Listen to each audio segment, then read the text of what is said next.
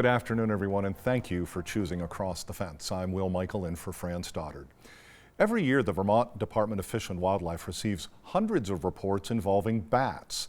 The inquiries may be about a sick or injured bat, or about a single bat or a colony of bats who've taken up residence in a home or another building. In a recent program, we learned there are 9 different bat species in Vermont. 3 of the 9 species migrate south to warmer climates for the winter. And that leaves 6 species of bats that reside in Vermont year-round. These species are known as cave bats. They hibernate in caves and mines in the winter. And as you can see on the screen, most of these bats are protected, which means they're on the list of federally or state threatened or endangered species. We're going to learn more about these bats and what you should do if you have a bat or bats in your living spaces.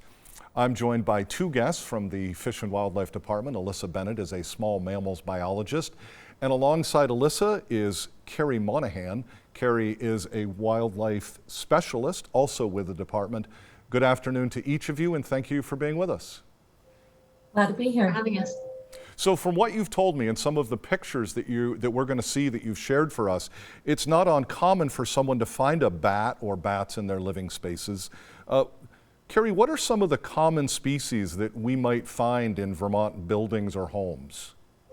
Yes, here in Vermont, we have 2 species of bats. We have the big brown bat and the little brown bat. Both of these bats could be found in building structures, including your house. So again, you shared with us some pictures of some examples of things that you've come across over the years, and our director, Adam Wright, is showing those on the screen. Share some of the anecdotes. What do you see when you go out in the field? Sure. So it depends what time of year it is. Depending on what time of year it is, there's different bat behavior that is associated with that. So in the wintertime, we have big brown bats that often hibernate in people's homes. When there's a change in temperature, these bats will often go to a different part of the attic to find a suitable area. Sometimes they'll make it into your living space, maybe your laundry room or your mudroom. And then in the springtime, we get bats that are just emerging from the hibernacula, and they are very lethargic and look emaciated and dehydrated. And we get calls from the public about bats that they're concerned about that they see on the ground or on their porch. One time we had a call that this family called us and their children found a bat on the ground. Unfortunately, it was dead, but it had a band on it. And we were able to look up that band and find out that that bat was banded about 14 years ago in Massachusetts. So that bat comes from Massachusetts to Vermont every year to hibernate. That's a great story, and it begs a question of how long do bats live? 14 years, that I was surprised. That seems old to me, but maybe that's not an old bat, is it? Yeah, no, a lot of people get surprised, but some bats could live, 30, 35 years, maybe. Well, it's very interesting, and I'm going to come back to both of you to talk about techniques, ideas, things that you can help us with if there is a bat in our dwelling. But let me bring Alyssa in. The little brown bat, that's state endangered, and I wondered if you could talk a little bit with us about what that means. That's correct. So the little brown bat, actually, their population in Vermont declined by over 90% when the disease white nose syndrome hit in 2008, 2009. So we put that animal on the state endangered species list, along with a couple other species who were hard hit by the disease. And what that means is we want to take extra precautions if you do find bats in your home so that they can be gotten out safely, which is also the most effective way to get and keep bats out of your space, but without harming them.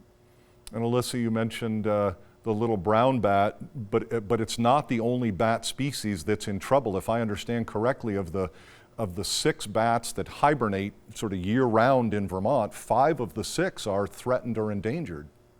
That's correct. And those are all bats that hibernate in the winter, and they're all impacted by this fungal disease to different degrees.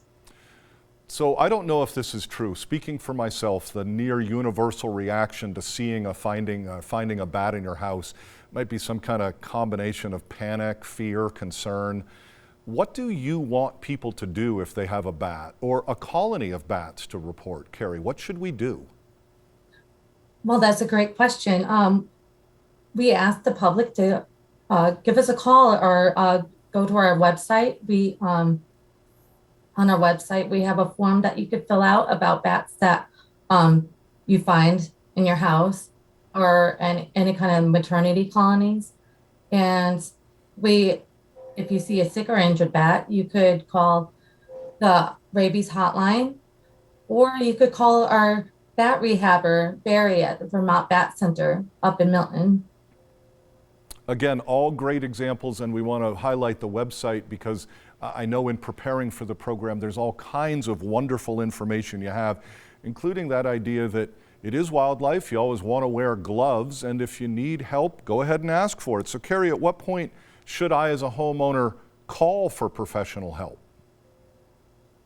If you see a healthy bat just roosting in your living space, that should be fine. But if you see a bat that looks injured, or if you wake up to a bat in your bedroom, or a bat was sleeping or in a bedroom with a sleeping child or somebody that was intoxicated, that is a cause for concern, and we ask that you call the rabies hotline immediately.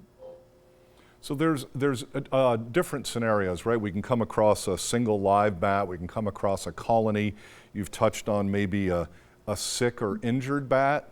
What about disposing or touching a dead bat? Yeah, so that's definitely something we still want to be careful of. Again, rabies is something that, although it's not prevalent in a bat population, it is a deadly disease. So we take it into consideration and are very careful about it.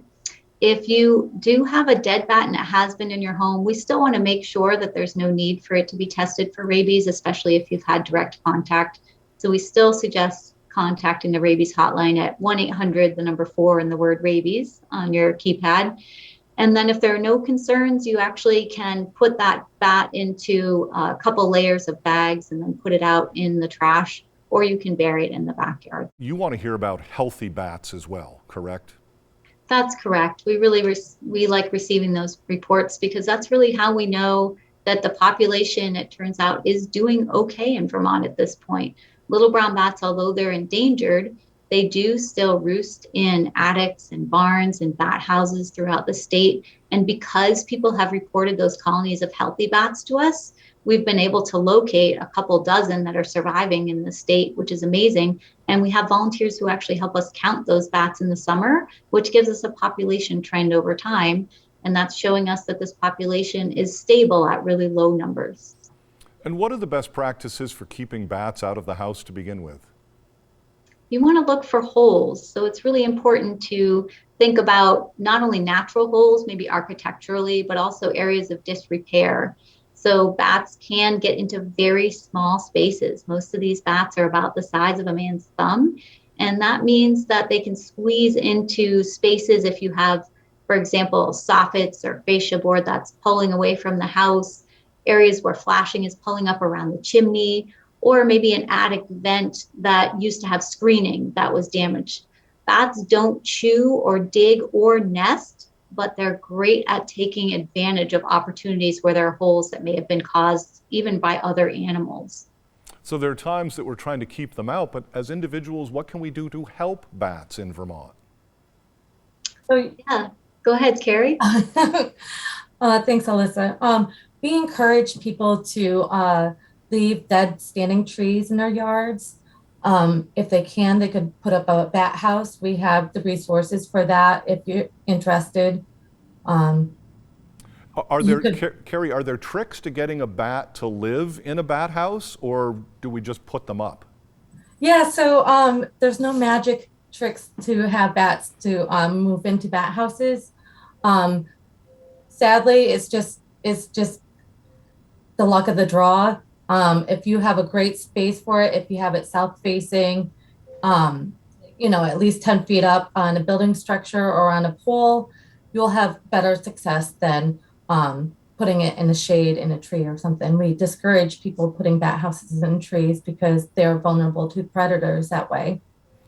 What can you tell us about, either one of you, about the reproductive cycles? My understanding is that they produce one bat as offspring. Is that play a role in the populations? And what time of year are the young bats being born? That's correct. Most of our species, especially the ones that are listed as threatened or endangered, have only one young per year. And that does mean that we're not going to see them bounce back or recover to the population that we used to see with lots of bats flying around our yards. So we're very excited when we see a population stabilize, even at a low level, because it's difficult when they have one young per year to bounce back from such an enormous population decline. Alyssa, is there a time of year, like deer being born, late spring, early summer, or can bats be born any time of year? Yes, they are born in the summer. So their reproductive cycle is really quite interesting. It's actually in the fall when bats go back to caves and mines and gather there that they're mating.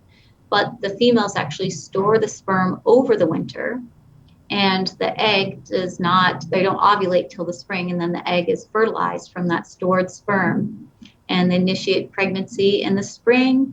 Some of our species, it's about 60-day gestation period or pregnancy, and then they'll have their pups typically anywhere from mid-May to late June. Well, I don't know where the time has gone, but before we go, I want to highlight the department website. I want to be sure that you go to vtfishandwildlife.com, click on the link to learn more. You'll find detailed information about what to do if you find a bat in your living space. You'll find the various reporting forms, as well as bat identification tips and more. Please remember that Vermont bats are in trouble, and by learning to live with them, we can all help their long-term conservation. Carrie and Alyssa, I want to thank you for being with us. I know I'm not the only one who learned something by having you both with us this afternoon. I really appreciate your time. Thanks for this opportunity. Thank you. And that is our program for today. We know you have choices, so thanks for choosing us. I'm Will Michael, inviting you to join us back here each weekday afternoon for another visit Across the Fence.